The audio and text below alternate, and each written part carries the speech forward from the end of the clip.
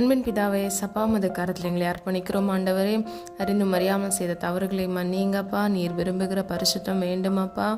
நீர் எங்களுக்கு அப்பா நாங்கள் நடக்க வேண்டிய வழிகளை போதித்து எங்களை வழிநடத்தி செல்லும்படியாய் ஜெபிக்கிறோம்.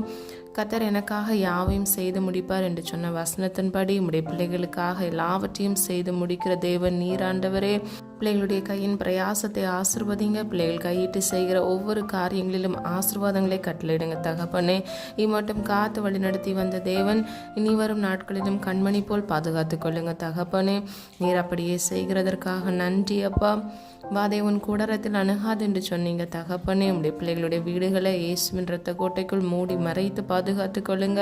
ஜெபித்த ஒவ்வொரு ஜெபங்களுக்கும் ஆமென் என்று பதில் கொடுக்க போகிறீர். அதற்காக நன்றி செலுத்துகிறோம். உடைய நாம மாத்திரம் மகிமைப்படுவதாக எங்களை தாழ்த்துகிறோம், வெறுமையாக்குகிறோம். மீட்பர் இயேசு கிறிஸ்துவின் மூலம் ஜெபிக்கிறோம் ஜீவனுள்ள நல்ல பிதாவே, ஆமென். God bless you.